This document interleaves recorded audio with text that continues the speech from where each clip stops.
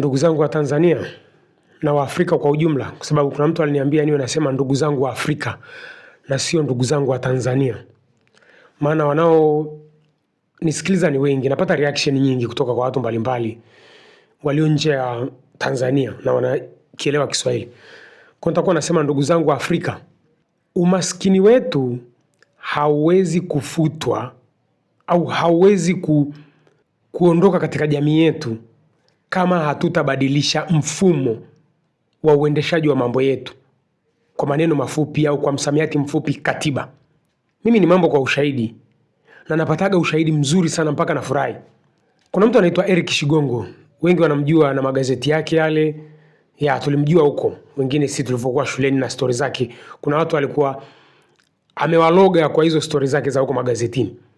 Huyu bwana anajua kujieleza vizuri sana katika kuwasilisha hoja yake, katika kuwatetea raia wake. Hata mnyonge wangu Baba Levo anajua kupaza sauti kwa ajili ya raia wake wa Kigoma. Lakini maendeleo hayaji kwa kupaza sauti. Maendeleo hayaji kwa kupangilia sentensi vizuri na kuiwasilisha bungeni. Anayenithibitishia hili ni Shigongo mwenyewe. Na nitailinda hoja yangu kwa Shigongo pia kwa kuzungumzia historia nilikozaliwa.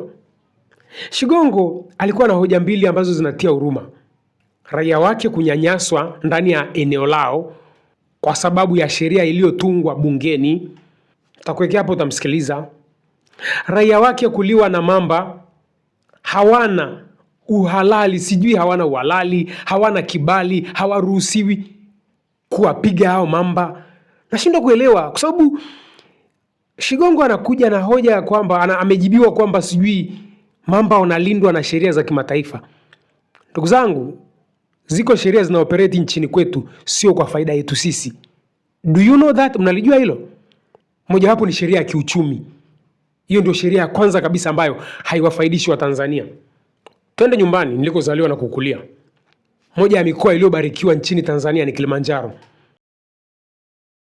Nikuthibitishie kwa ushahidi mfupi. Zoom, nenda kwenye Google Map. Siku hizi mambo kwa ushahidi, nenda kwenye Google Map. Zoom Kilimanjaro. Unaona hicho kijani nini? Hicho ndicho wazungu wanachokifataga kuja kuangalia. Hichi kijani ni kitu gani? Tunaweza tukapanda. Ndivyo wazungu wanapotawala Afrika. Kihistoria, Kilimanjaro ilikuwa under constant pressure ya central government. Yani ilikuwa under control kubwa sana ya central government. Kwa nini? Kilimanjaro iliachwa na baraka nyingi sana. Rasilimali za wakoloni, shule inatosha kabisa. Unaliardhi kama lile pamoja na mfumo mzuri wa elimu. Kuna nini tena? Sasa vitu vingi Kilimanjaro, kwa maelezo ya wazee wangu wananiambia, wana Kilimanjaro walikuwa wanataka kufanya lakini serikali kuu ilikuwa inazuia. Imagine, serikali kuu ilikuwa inapata wapi nguvu? Turudi nyuma, mkoloni alimiliki nchi nzima, akatengeneza sheria za kuimiliki ardhi yake. Yani baada ya Mjerumani kufanya alichokifanya, akaimiliki Tanganyika nzima, ilikuwa ni mali yake kwa sababu ni Mjerumani ndo alianza kuitawala hii Tanganyika. Akaweka sheria za ardhi yake na akampasisha Mwingereza. Mwingereza naye akaitawala hii nchi hivyo hivyo kama ya kwake. Mwingereza akampasisha Julius Kambarage Nyerere. Kumbuka, hatukuichukua hii nchi kama wenzetu, kama Wakenya vile. Sisi tulichukua kwa kusainiana. Kuna vitu tulielewana. Na usijizime data, hii nchi tumeichukua tukiwa wachache sana. Lipori lote hili tulikuwa hatujafika hata milioni 10. Kwa hiyo Nyerere mumpe heshima yake. Kwa hiyo tumepata uhuru ambao sisi, yani Waafrika wawe ni viongozi, alafu washika pesa, waendesha uchumi ni wazungu na Wahindi. Katafuta hiyo clip, TBC ipo vizuri kabisa. Lakini Nyerere taratibu akatumia siasa, akawanyang'anya wazungu, Wahindi, yani watu wote akawanyang'anya uchumi wetu, ukawa chini yake. Walichokifanya, wakamtoa kwenye soko la dunia. Yani haina tofauti na unatoka na mazao yako huko unakuja Dar es Salaam Kariakoo, hakuna dalali anayekujua, huwezi kuuza. Mazao yanaoza. That's how it is. Wakamtoa Nyerere kwenye soko la dunia. Nyerere akastruggle sana na hakubow down. Nisiende mbali, wakaja wakamzunguka Mwinyi akakubaliana nao, tukarudishwa kwenye soko la dunia. Nataka nikupe picha tu dunia inavyoendeshwa. Lakini dunia ya Nyerere sio ya leo, tuelewane. Dunia ya leo sio ya Nyerere, tusijizime data. Dunia yetu ni nyepesi kuliko. Sipati picha leo hii tungekuwa na rais kama Nyerere. I'm telling you. Sasa kwa hiyo kaskazini tumeishi kwa sheria kali sana za kuendelea tunavyotaka kwa sababu ya sheria za mkoloni. Chukua hiyo picha ninayokupa, tuje nayo kwa Eric Shigongo, nimtetee Shigongo sasa.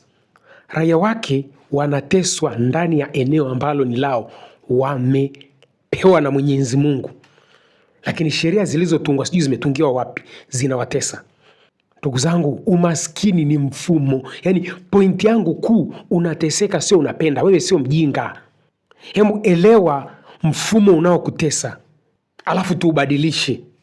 Watu wanalipishwa fedha, nashindwa kuelewa hizo fedha zinaendaga wapi? Msikilize Shigongo kidogo, nisiongee sana mimi. Kule kwangu Buchosa iko shida ya tozo ya kuingia kwenye hifadhi. Nimeshazungumza sana na mkurugenzi wa TFS, rafiki yangu sana, mtu mzuri, mtu mwema, mkarimu, Dos Santos. Akaniambia ni kwa mujibu wa sheria. Sisi wabunge tumetunga sheria, basi hiyo sheria iletwe bungeni tuirekebishe. Nikamfuata waziri, nimeongea naye sana, mheshimiwa waziri, dada shemeji yangu, mtu mkarimu, mtu rahimu, lakini sikupata majibu ya kuridhisha. Inakuwaje pale Buchosa, mheshimiwa mwenyekiti? Buchosa kuna hifadhi kule Kome, inaitwa hifadhi ya Kome. Upande wa pili wa hifadhi wananchi wamepewa eneo wanafanya shughuli za uvuvi, ni ziwani. Lakini wananchi wanaishi eneo kabla hujafika kwenye hifadhi. Kwa hiyo inawalazimu kila siku kulipa 3,000 kwenda kufanya shughuli za uvuvi kule upande wa pili. Ili uende kuvua lazima upite kwenye msitu, kwenye hifadhi. Unalipa 3,000. Wananchi wanalalamika. Jana nimepigiwa simu kutoka kisiwa cha Maisome, wananchi wanapigwa. Nimeshamweleza rafiki yangu Dos Santos. Anasema kwamba mbona kule chini hamna matatizo? Namwambia watu wako wanakudanganya. Nenda mwenyewe ukashuhudie, kuna mateso na wananchi wanavyonisikia hivi sasa wanalalamika. Tukamwambia basi itozo muipunguze, 3,000 kila siku hawezi kumudu watu wangu. Sijapata majibu. Mheshimiwa Mwenyekiti, naomba swala hilo lizingatiwe. Jambo la pili.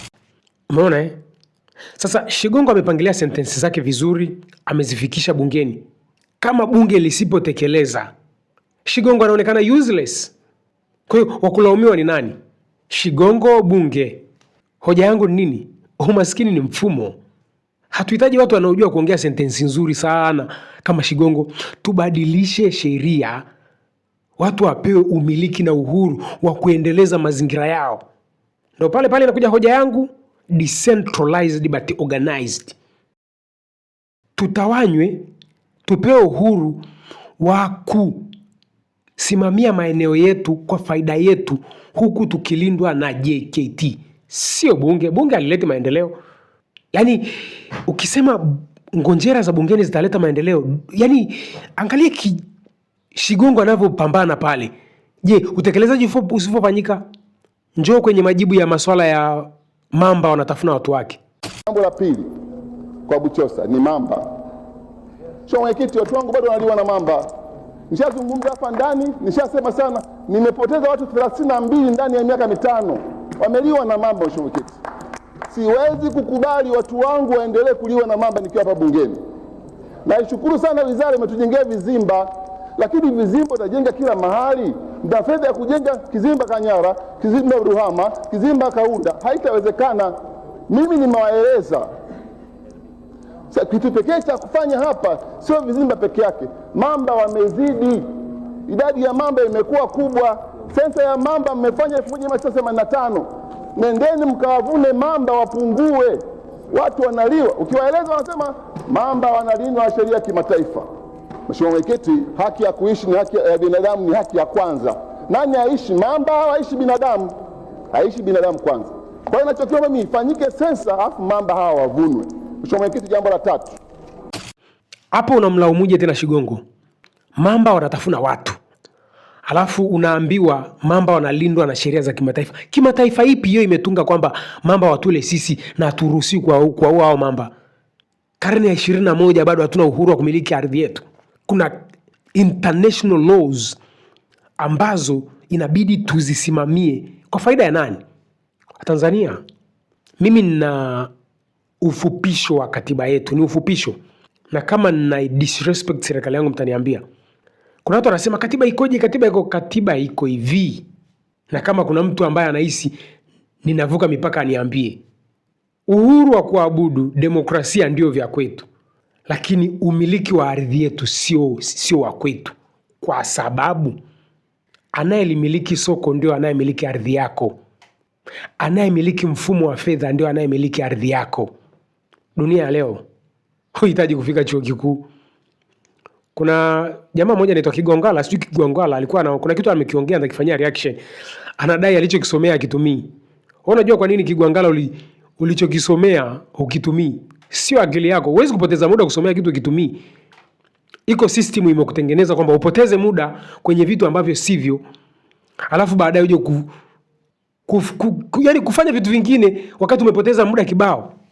Unajua tofauti kati ya China na Marekani nini? Marekani kuna degree nyingi sana za chuo kikuu cha Dar es Salaam. Alafu China kuna degree nyingi sana za VETA. Sio maneno yangu, ni maneno ya rais wa Apple mstaafu Tim Cook, amesha staafu. The expertise within China, there is a lot of expertise. Ukishasikia neno expertise, sio degree za University of Dar es Salaam, ni degree za VETA. Yes. Unajua ukienda Masaki kuna maengineer wengi sana. Yani ni ngumu kukosa maengineer ndani ya Masaki. Wazungu, Waindi, wa China wote wako huko maengineer. Lakini huwezi kupata fundi wa kujengea tofali au fundi chuma. Kumbuka ni huko kwenye masuala ya ujenzi. Kumpata engineer wa kusomea ramani ndani ya Masaki ni rahisi. Lakini kumpata fundi chuma, fundi tofali ni ngumu. Nenda Mbagala. Mbagala unaweza ukapata fundi chuma, fundi tofali na engineer juu. Na kufundisha dunia inavyoendeshwa. Hoja yangu kubwa ni nini? Hakuna mjinga. Watanzania tunateseka kwa sababu ya mfumo tulioandikiwa na watu sijui wako sehemu gani. Alafu wanafaidika vibaya mno. Yaani mateso yetu wanaona vizuri kabisa. Huna maji uende kwa sina maji. Alafu wakae wafikirie watakuletea lini maji. Like kama watu wanaliwa na mamba alafu natuambia mamba analindwa na sheria za kimataifa. What do you mean bro? Unamaanisha nini? Tuendelee kuteseka mpaka siku wa kimataifa watabadilisha hiyo sheria? Huku kuna watu wanalipishwa fedha kuitumia ardhi yao waliopewa na Mungu. Hii ni karne ya 21. Dunia ni ndogo kuliko kijiji. Kwa sababu kuna tukio linaweza likatokea kijijini au barabarani kule nisijue. Lakini kwa kutumia internet niko ndani. Xi Jinping kadondosha kijiko ninajua. Macron kapigwa na mke wake ninajua. Lakini kuna mtu amegongwa na gari barabarani pale mimi sijui. Ndio dunia tunayoishi. Naamka asubuhi niko Kenya. Naamka asubuhi niko Marekani. Ndio dunia tunayoishi. Kwa hiyo ni ngumu sana watu kudanganywa. Tujaribu kuwa pragmatic katika kutatua matatizo yetu. Pragmatic person solve their problems by exploiting their natural resources which was blessed by God. That's how pragmatic people solve their problems. But idealistic, they just sit idle waiting for somebody from another planet to come and solve their problems. That's the difference between idealistic leaders and pragmatic leaders. So we must remove these idealistic leaders from our society. Tunahitaji watu pragmatic. Tatizo linavyotokea wana shortcut pap imeisha hiyo. Na hiyo tutaifanikisha kwenye mfumo mpya wa maisha yetu aka katiba, ambayo lazima itupe mamlaka ya kutawala rasilimali zetu, mazingira yetu kwa faida yetu. Hatuhitaji kutengeneza kitu mpaka tuiconsult World Bank. Like really? 2026 where the capitalist club is crumbling, collapsing, like no break at all. Watanzania, hebu tuamke tuijue dunia inakoelekea. Yaani tunaelekea kwenye dunia ambayo aliyebarikiwa lazima atafaidika na baraka zake. Madalali wana lose like never. Sijui ni mimi mwenyewe naona hatuoni dalali ni watu hatari kuliko shetani. Dalali anadalalia mpaka roho za watu. Utaniambia uthibitisho ni upi? Shabibi alikuambiaje? Kama tunaweza tukapata dawa ambazo ni haziendani na maelezo yaliyo kwenye dawa. Watu wanadalalia roho za watu. Ile kauli ya Shabibi, we will never forget it. Tunaenda nayo hiyo. Manake lazima tuwe na hiyo TBS ambayo politically controlled, lazima tuwe na JKT ambayo ni quality and control ambayo itathibitisha hicho cha TBS tena. Yaani utapeleka product yako TBS, alafu lazima itakuja kwetu kwenye JKT quality and control. Na JKT quality and control lazima iwe decentralized but organized. Product yako imekuja Moshi kwetu kule quality and control tunaicheki, au imekuja kutumiza huko watu wa Moshi, Dar es Salaam, every region must have the quality and control JKT. Wa Tanzania, hii dunia inakoelekea ni mimi mwenyewe naona. Shigongo, kupangilia sentensi vizuri hivyo ndugu yangu, maendeleo hayaji unless umepewa authority ya kufanya unachokiweza. Manake Shigongo anaweza kabisa akatatua yale matatizo akipewa authority. Sasa kuna watu wana authority ya kumzuia Shigongo asifanye anachokitaka. Who are these people? Where are they? Wa Tanzania, maendeleo ni kubadilisha mfumo tulionao. Hakuna mtu mjinga. Ukienda kwa Chaba, lazima umsikilize Chaba kule porini upate unachokitaka. Wewe sio mjanja. Ila Chaba akija mjini, wewe ni mjanja. Kwa hiyo hakuna mtu mjinga kwenye mazingira yake aliyozaliwa. Tubadilishe sheria za kikoloni, zinaitwa sijui za kimataifa. Tubadilishe hivi vitu ambavyo hata havina, sijui niweke lugha gani yani tuelewane. In short, sisi sio wajinga kama tulivyolazimishwa na hao wazungu na wakoloni. Tupewe umiliki wa mazingira yetu kwa faida yetu, chini ya mwavuli wa JKT, decentralized but organized. Tuelimike, tusiwe wasomi.